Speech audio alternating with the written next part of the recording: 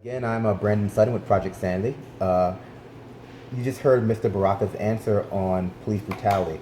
But from my perspective, I would say, see if you agree with me, that the police violence is sort of the canary in the coal mine. It's the most overt form of institutional racism we have going on right now, where, it's not as though schools in black neighborhoods or hospitals in black neighborhoods or any of the services that are supposed to be, I would say equally applied to black neighborhoods are doing any better.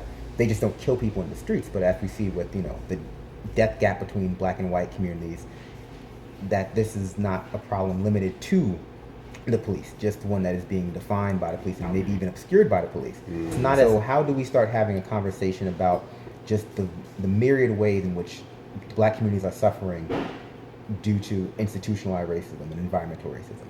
We have to have those conversations and have those conversations among ourselves. When I talk about conversations, I'm not necessarily talking about conversations with the broader society. I'm not interested in that. I mean, basically, when we deal with the reality of oppression, we seek out allies who are prepared to struggle with us to end our oppression. You can't have a conversation with the oppressors because we have different interests. So, yeah, we have to talk about that among ourselves and have a better understanding, theoretically, how these various institutions interrelate, interconnect to form one system of oppression. So when we talk about it's a problem of system or it's systemic, we got to talk about that and break it down and see what that really means. We have to understand that we can't deal with the issue of state violence without dealing with those other institutional expressions of oppression.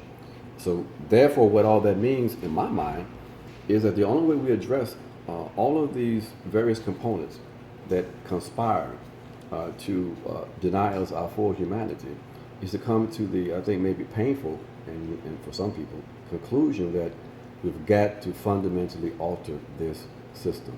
That we're not talking about radical and revolutionary change. What are we talking about?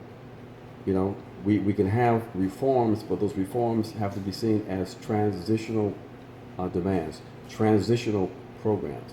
That basically, if the system is organized against us, then the only solution is what?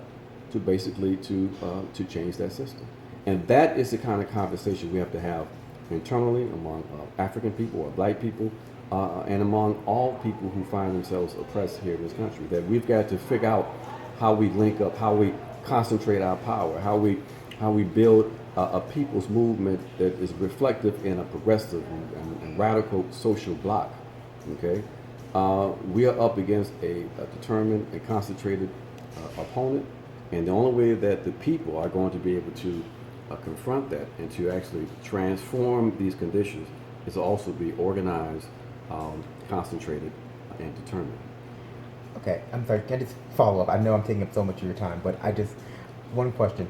From my perspective, it's very hard to get people to sort of, people when they say system, they want to divorce themselves from it. They want to do that seems to be a way I'm not saying that's what you do, but it seems very hard to get the everyday black person to engage with their culpability within oppressing other black people. It's very hard to get everyday white people, whether they be white liberals or white conservatives. Sometimes it's hard to get white conservatives, white liberals, then white conservatives to engage with the fact that their everyday lives feed into the system of oppression. It's not something that exists outside of them, it's something that exists because of them.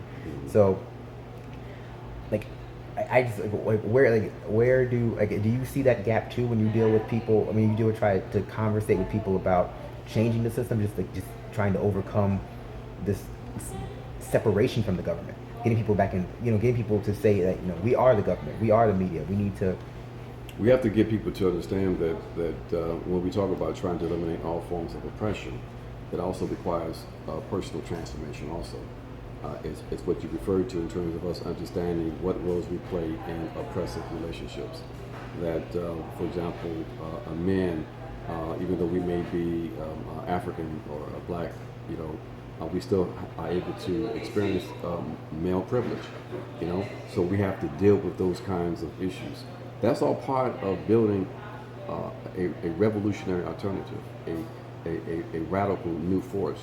Those kinds of honest and sometimes painful conversations. The issue of whose government is an important question. But right now, we know that this is not our government.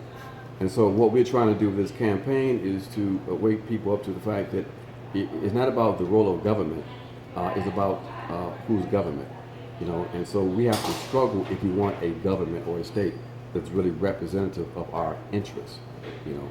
So it's when you confront the state and try to institute certain reforms that can improve the lives of people, you know, you do that. You do that on behalf of your social base, and we do that because we want to improve people's conditions temporarily to the extent that we can. But again, ultimately, we've got to recognize that this government is not fully ours until we make it ours. And that means we're going to have to change the government in a very profound and deep way. Thank you so much for your time. Mr. Baraka, is that right, Mr. Baraka? Ajamu Baraka. Ajamu Baraka. Yes. Again, I'm Brandon Sutton. I'm sitting here with Ajamu Baraka, Vice Presidential candidate for the Green Party. Thoroughly impressed, but I'm easy to impress. Well, I appreciate the opportunity to have these kind of conversations. This is what we do with this campaign. We want to have these kinds of conversations, and we may have different perspectives, but through dialogue, through struggle, we can gain clarity and build a real authentic unity as a consequence.